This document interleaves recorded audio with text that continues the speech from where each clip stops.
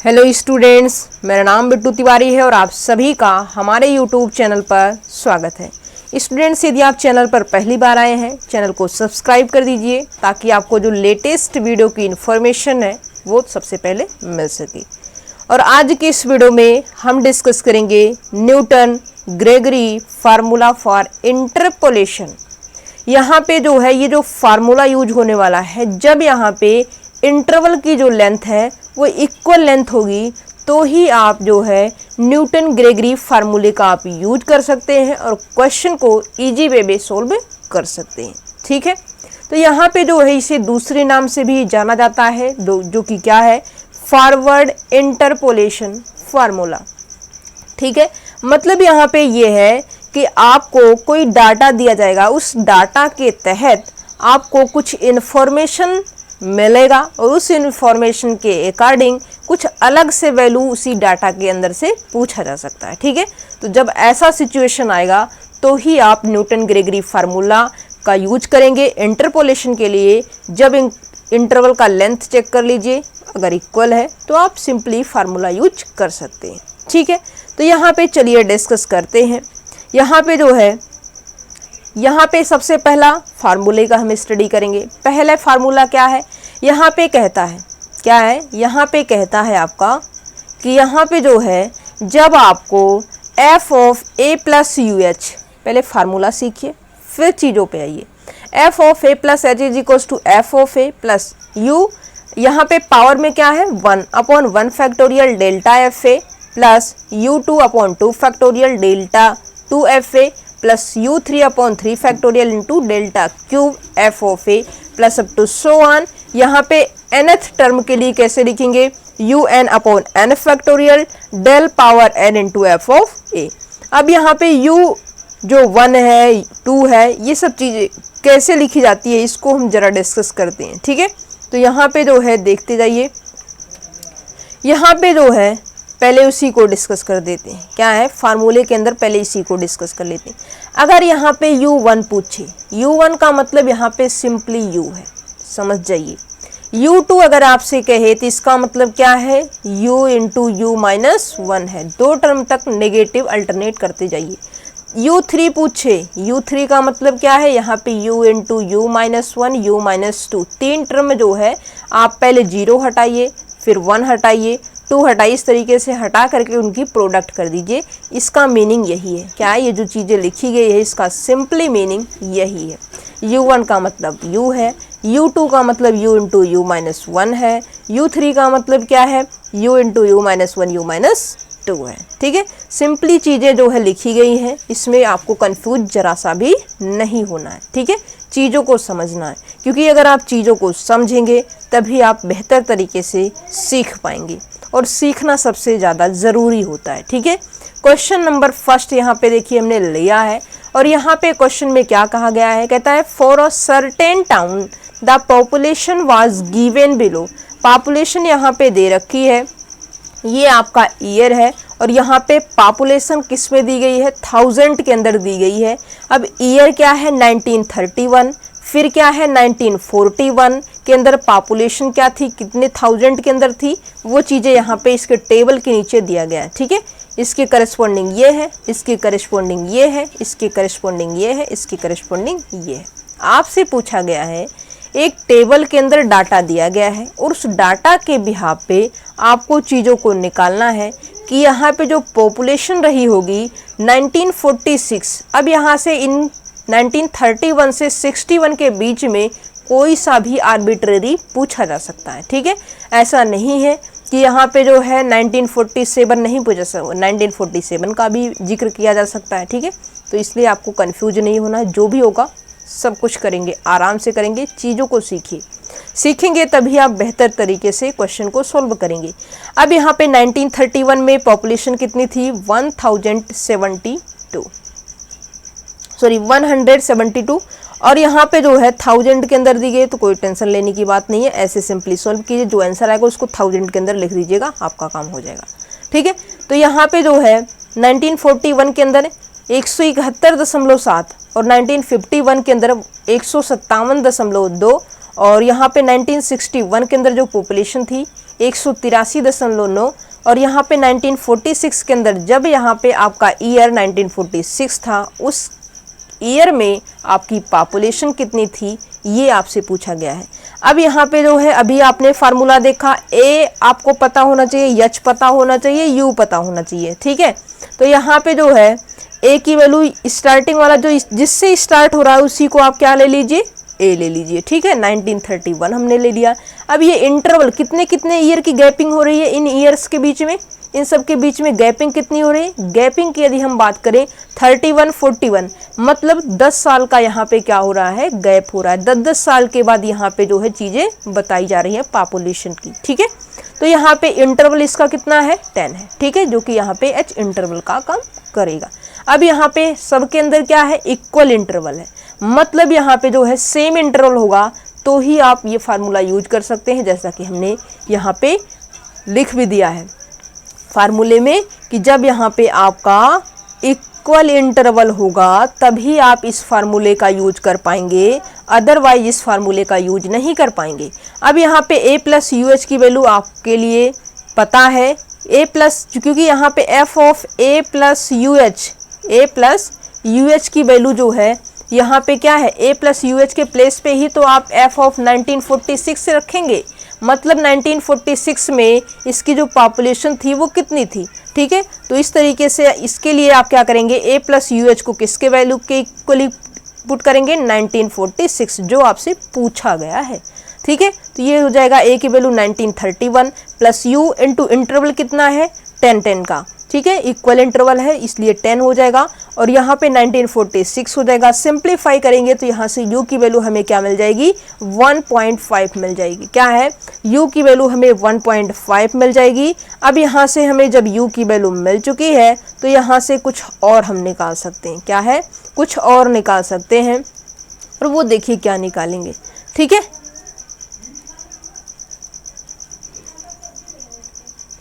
चलिए यहाँ पे जो है इसके आगे बढ़ेंगे और टेबल ड्रा करेंगे, क्या है, इसके आगे बढ़ते हैं और टेबल ड्रा करते हैं, क्योंकि जब टेबल ड्रा हो जाएगा तो चीज़ें और भी क्लियर हो जाएंगी, ठीक है। तो यहाँ पे हमें a की वैल्यू पता चल चुकी है, h की वैल्यू पता चल चुकी है, और यहाँ पे हमें a पता है, h पता है, u पता है, और यहाँ पे f ऑफ 1946 निकालना है, ठीक है। तो यहाँ पे जो है 1946 निकालने के लिए हम क्या करेंगे, यहाँ पे सिंपली फार्मूले का यूज कर देंगे, ठीक है। तो यहाँ पे जो है क्या हो जाएगा, पहले तो टेबल देखिए, क्या है, पहले सबसे टेबल देखिए। तो यहाँ पे जो है 1930, अब यहाँ पे टेबल ड्रा करेंगे, ईयर सबसे पहले लिखेंगे, क्या है, सबसे पहले यहाँ पे हम ईयर लिखेंगे, और जब ईयर लिख लेंगे और पॉपुलेशन लिख लेंगे, मतलब उसके अंदर पॉपुलेशन कितनी थी, मतलब करेस्पॉन्डिंग टू एक्स कर देते हैं, ठीक है। तो टेंशन लेने की बात तो नहीं है। 1931 में जो पॉपुलेशन थी वो कितनी थी, 172, और 1941 में 171.7, और 1951 में जो पॉपुलेशन थी 157.2, और 1961 में जो पॉपुलेशन थी वो 183.9 थी, ठीक है। अब यहाँ पे जो डेल्टा एफ एक्स होता है, अब मेन काम यहाँ से चालू होता है। मेन काम यहाँ से ये होता है कि अगर आपको डेल्टा एफ ऑफ एक्स निकालना है तो आप F of x plus H में से क्या करेंगे, एफ ऑफ एक्स को हटाएंगे। मतलब ये है कि यहाँ पे जो है इस वैल्यू में से इस वैल्यू को हटाएंगे तब जाके यहाँ की वैल्यू मिलेगी। मतलब ये हुआ 171.7 माइनस 172, ठीक है। तो ये नेगेटिव साइन के साथ, क्योंकि बड़ा वाला जो नेगेटिव साइन है वो बड़ा है, इसका मतलब पॉइंट के अंदर जो भी वैल्यू आएगी वो नेगेटिव के साथ आएगी। सिमिलरली यहाँ पे 157.2 माइनस 171.7 करेंगे तो ये वैल्यू क्या हो जाएगी, माइनस 14.5 हो जाएगी। सिमिलरली यहाँ पे अगर हमें करना है इन दो के बीच का तो हम क्या करेंगे, 183.2 माइनस 157.2। इन सब चीज़ों की बार बार आपको ज़रूरत नहीं होगी, जब आप क्वेश्चन प्रैक्टिस करेंगे तो चीज़ें अपने आप कन्फर्म हो जाएगी, ठीक है। मतलब यहाँ पे नीचे वाले में से ऊपर वाले को घटाना होता है, ठीक है। फिर यहाँ पे सिमिलरली इस नीचे वाले में से ऊपर वाले को घटाएंगे, सिमिलरली यहाँ पे नीचे वाले में से ऊपर वाले को घटाएंगे, और इस तरीके से चीज़ें होती है, ठीक है। अब देखिए, अब यहाँ पे अब इन दोनों से आपका डिफरेंस करने पे डेल स्क्वायर मिलेगा, फिर इन दोनों के डिफरेंस से डेल क्यूब मिलेगा, और यहाँ पे सिंपली लास्ट में क्या है, एक टर्म मिल रहा है, इसका मतलब इसके आगे आपकी टेबल नहीं जाएगी। ठीक है, तो ये चीजें ध्यान में रखनी होती है।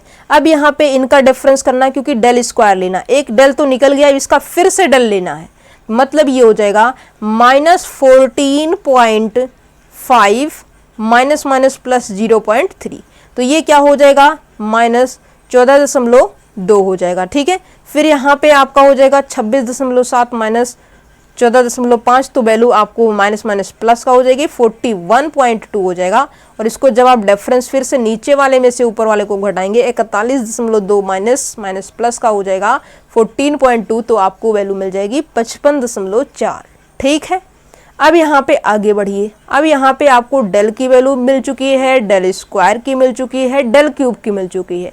अब ये जो एक्सपेंशन होगा फार्मूले के अंदर, सिर्फ आपको 4 टर्म तक जाना है, क्योंकि टेबल आपकी 3 टर्म तक गई है, और यहाँ पे एक एक्स्ट्रा एफ ऑफ ए आ जाएगा, तो यहाँ पे सिर्फ इसके एक्सपेंशन में न्यूटन ग्रेगरी फार्मूला के सिर्फ 4 टर्म जाएगी, और 4 टर्म कैसे जाएगी, यहाँ पे एफ ऑफ ए हो जाएगा plus u1/1 factorial delta F A plus u2/2 factorial into del 2 F A plus u3/3 factorial del cube F of A हो जाएगा।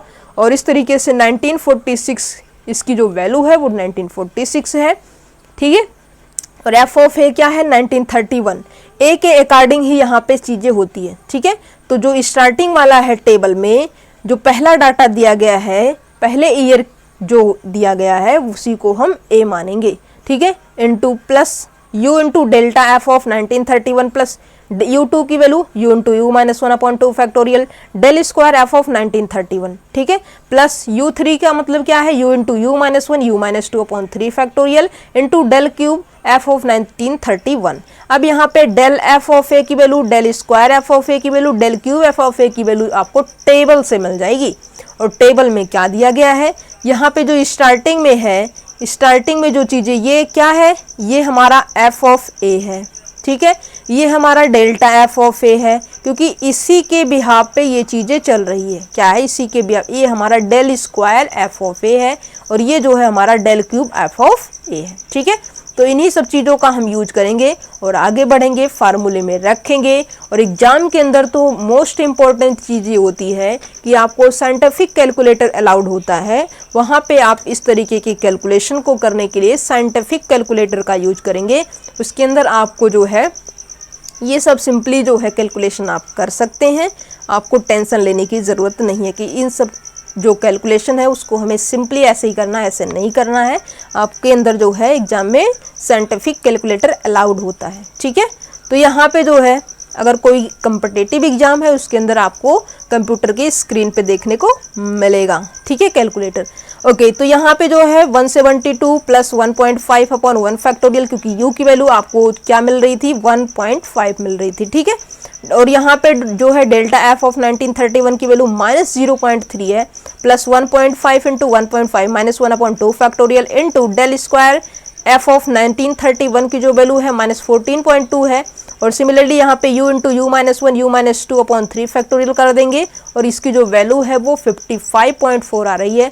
इसको सिंप्लीफाई कर देंगे, और सिंप्लीफाई करने से हमें क्या मिल जाएगा 172 माइनस 0.45 माइनस 5.325 माइनस 3.4625।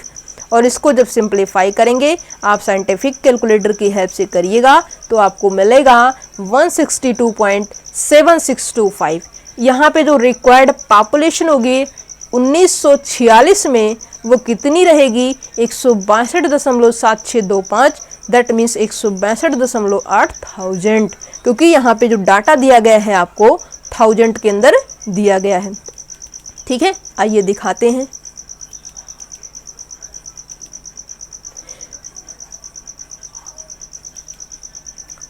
देखिए यहाँ पे जो है क्या आ रहा है, यहाँ पे आ रहा है आपका 162.8,000। ठीक है, अब 1946 मतलब इनके बीच में होगा, इनके बीच में होगा, मतलब यहाँ पे जो पॉपुलेशन है वो कितनी आएगी, वो जो है 162.8 8 आएगी। ठीक है, तो इस तरीके से आपका जो बीच की वैल्यू होगी, कोई भी आर्बिट्रेरी वो वैल्यू आपसे पूछा जा सकता है, तो ये फार्मूले का आप यूज करेंगे।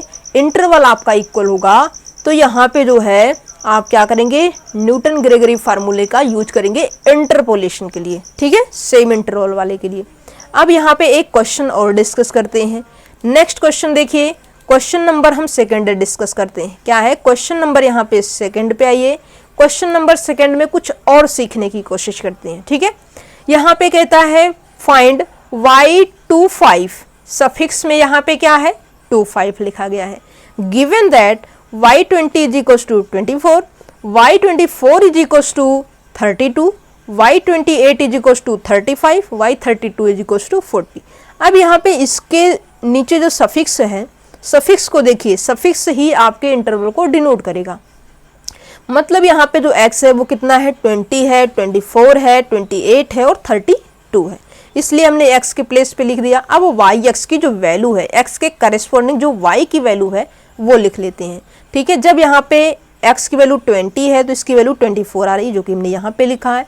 x की वैल्यू जब 24 है तो वैल्यू y की 32 आ रही है। सिमिलरली यहाँ पे 35 आ रही है और यहाँ पे 40 आ रही है। ठीक है, अब यहाँ पे देखिए इनका अगर हम डिफरेंस देखें तो सबके अंदर जो है 20 4 24, 24 4 28, 28 4 32, मतलब h जो यहाँ पे इंटरवल की लेंथ होगी वो h इज इक्वल्स टू 4 हो जाएगा।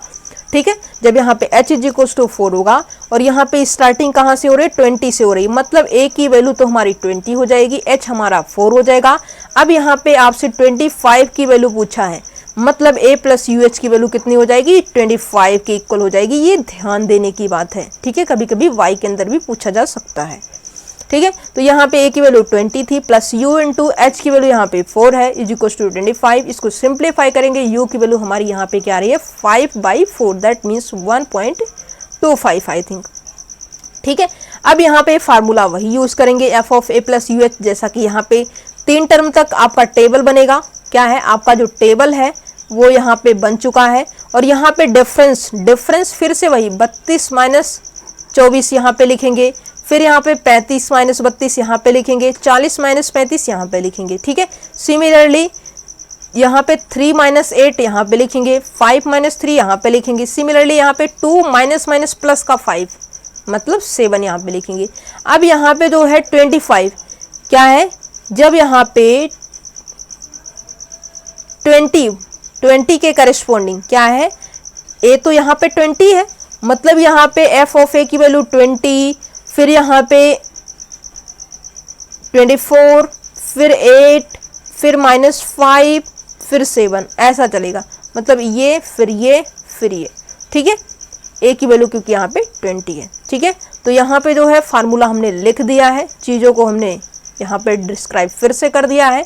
f of a plus you H is equal to F of A plus u1 upon 1 factorial into delta F A plus u2 upon 2 factorial del square F A plus u3 upon 3 factorial del cube F of A. और इसको आप y के term में भी लिख सकते हैं, क्योंकि आपको पता है कि y इज इक्वल टू क्या होता है, f ऑफ x होता है।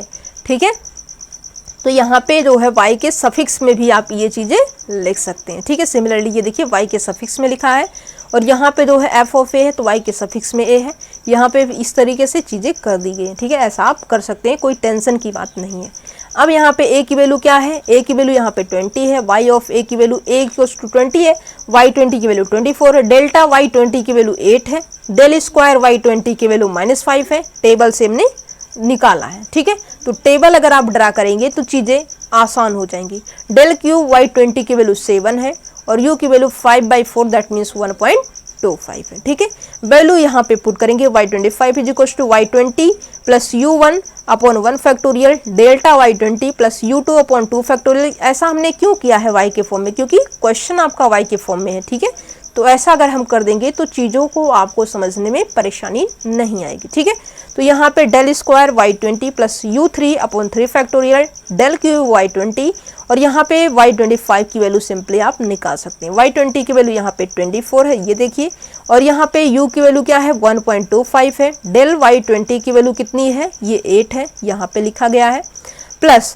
1.25 इंटू 1.25 माइनस 1, क्योंकि u2 की value u into u minus 1 होगी अपॉन 2 फैक्टोरियल, दैट मीन्स 2। और डेल स्क्वायर बाई 20 की जो वैल्यू है वो माइनस का 5 है, जो कि हमने यहाँ पे लिखा है।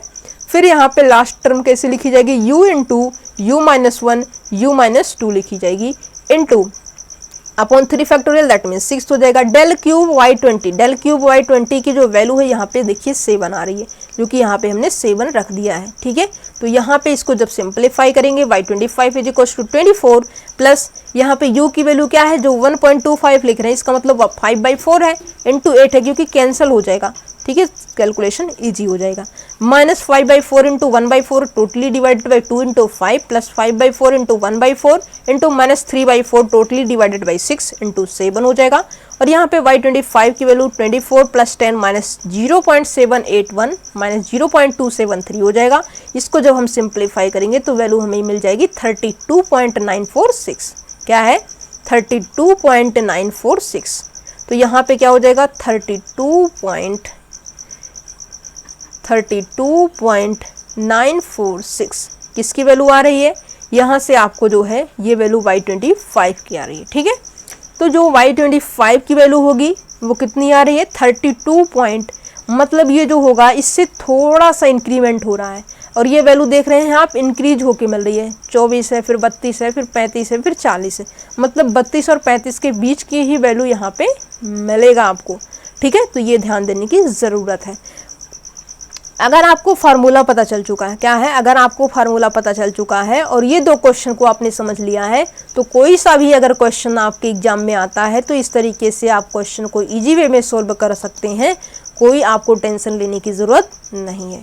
ओके, आई होप ये चीज़ें आपको बिल्कुल इजी तरीके से समझ में आई होंगी। अगर आपको ये चीज़ें बिल्कुल अच्छे तरीके से समझ में आई है तो कमेंट सेक्शन के अंदर कमेंट ज़रूर कीजिएगा, और ये वीडियो आपको कितना इन्फॉर्मेटिव लगी है चैट सेक्शन के अंदर ज़रूर बताइएगा। Okay, thank you so much. मिलेंगे नेक्स्ट वीडियो में नेक्स्ट टॉपिक के साथ। Take care and bye bye.